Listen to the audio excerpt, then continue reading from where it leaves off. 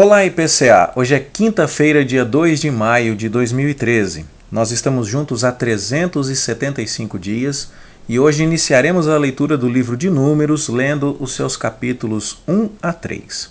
O livro de Números começa a nos contar o fim da permanência de Israel nos pés do Monte Sinai e o início de sua peregrinação em direção à Terra Prometida. Essa peregrinação vai ter as suas complicações e vai acabar se arrastando por 40 anos. Mas, na parte inicial do livro de Números, ainda não se sabia disso.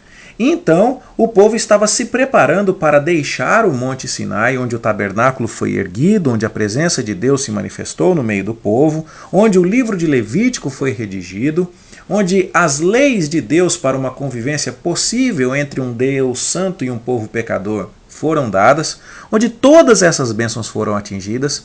Agora era hora de deixar o Monte Sinai e partir em direção a Canaã.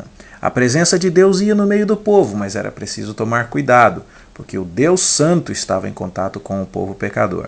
Quando Nadab e Abiú não levaram esse assunto a sério, acabaram morrendo fulminados.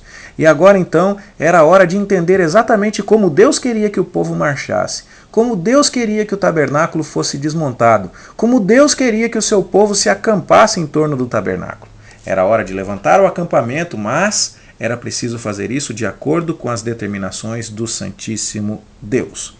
O povo haveria de organizar as suas coisas para deixar uma configuração semelhante a essa que você vê nesta imagem e acampar ao longo do deserto nas várias paradas que haveria de fazer antes de atingir a terra de Canaã.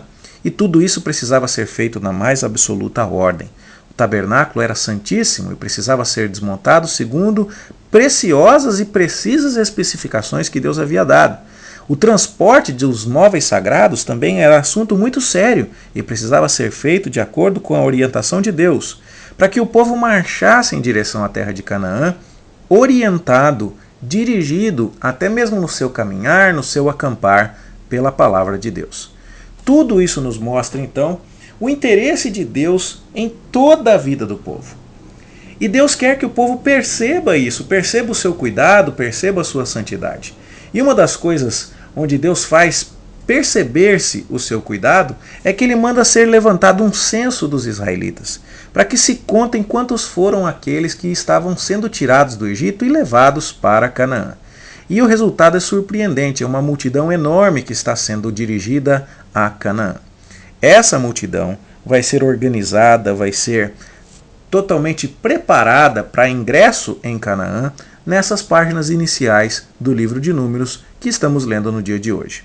A ideia, então, é que você perceba significado na forma como as tribos se acampam e na forma como elas marcham, na forma como o tabernáculo vai ser desmontado e carregado. E tudo isso, então, é profundamente didático. Você tem aqui, talvez, uma das ilustrações mais precisas de como isso aconteceria, sendo visto de cima.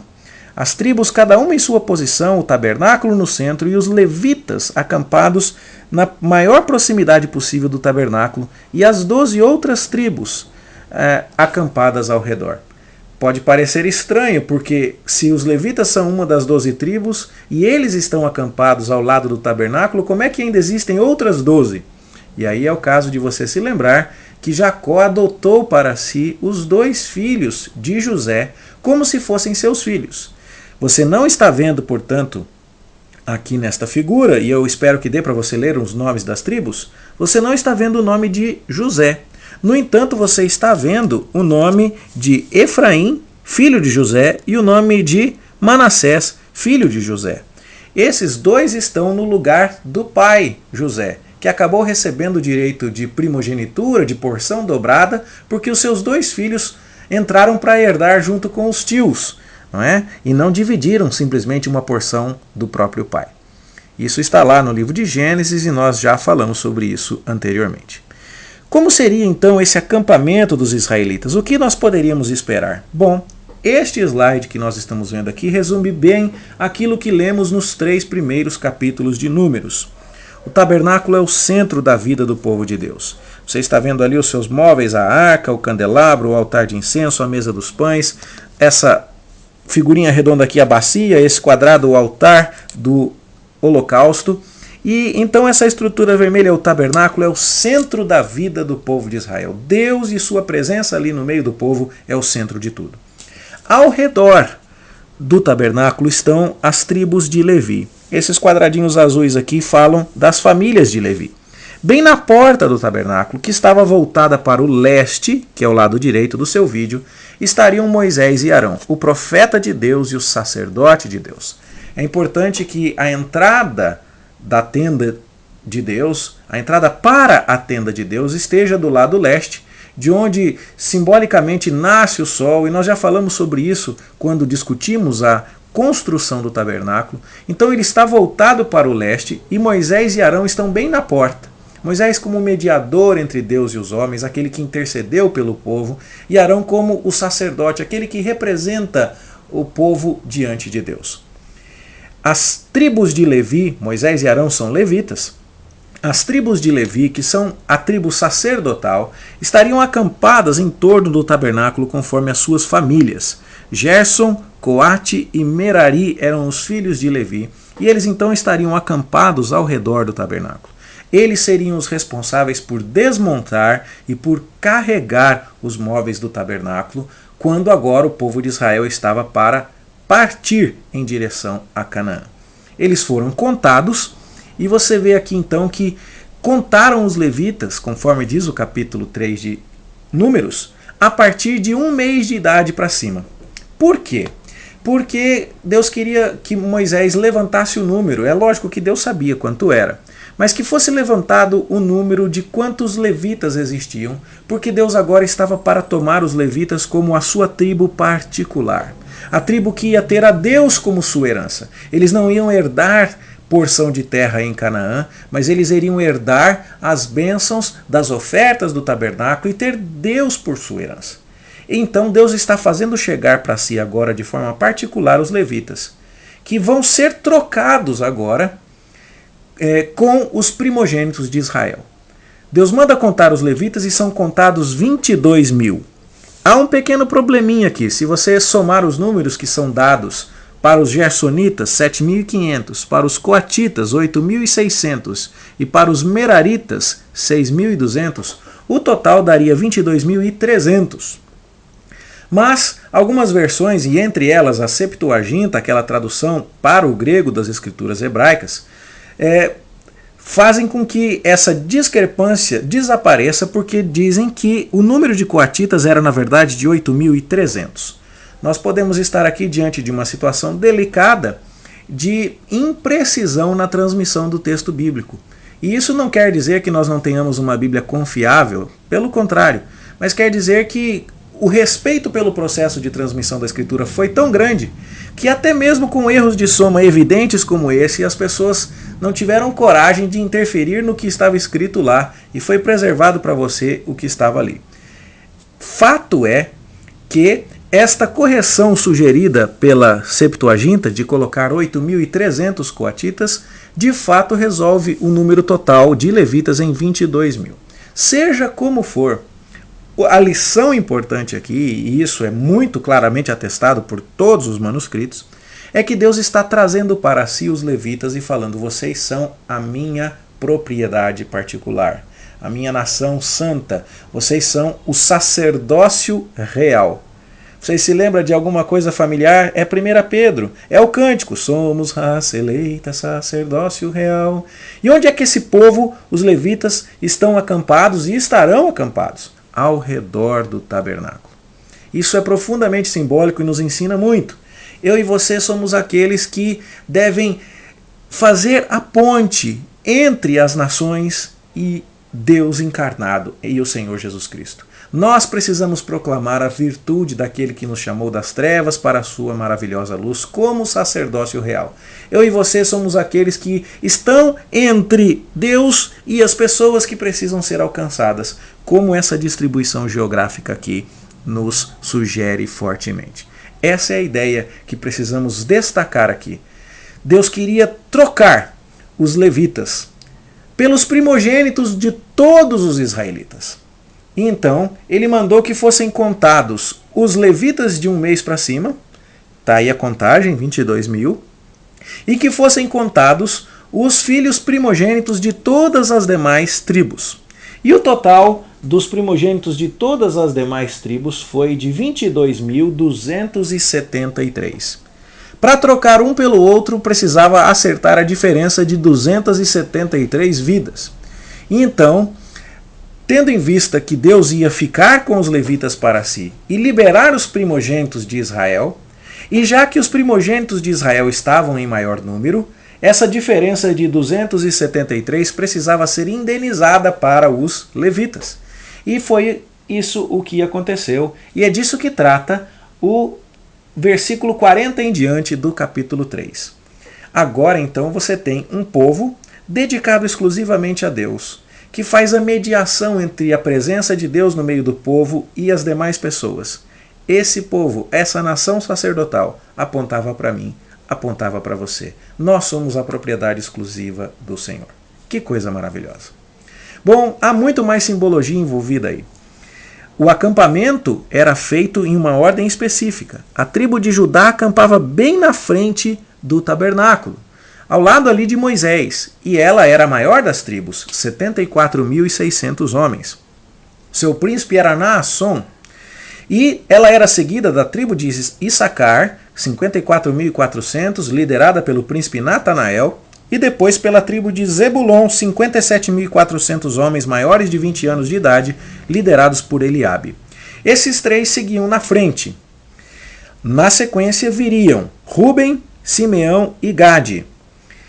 Na sequência viria o tabernáculo, desmontado de maneira específica por gersonitas, coatitas e meraritas. Gersonitas com as partes maiores da estrutura, em especial as coisas de pano, coatitas carregando os móveis e utensílios, e meraritas carregando as estruturas menores, notadamente as tábuas e as colunas. E então o tabernáculo seguia marchando no meio do povo. Na sequência vinham Efraim, Manassés e Benjamim, e por fim Dan, Azer e Naphtali. Essa seria a sequência estipulada por Deus para fazer o seu povo marchar. Cada grupo de 3 tribos tinha um estandarte, tinha uma bandeira. Na verdade, cada tribo tinha a sua bandeira, o seu estandarte, que infelizmente não foi preservado. Nós não sabemos o que estava escrito, que cor era, nem nada. As autoridades rabínicas judaicas nos sugerem que as cores dessas bandeiras eram as mesmas cores da estola sacerdotal de Arão, aquelas pedras coloridas que Arão carregava no peito. É uma boa sugestão, é bastante plausível, mas nós não temos maiores confirmações disso. Eles também nos dizem que as estampas desses estandartes correspondiam às figuras que Jacó evocou quando foi abençoar os seus filhos ao final de sua vida, lá em Gênesis capítulo 49.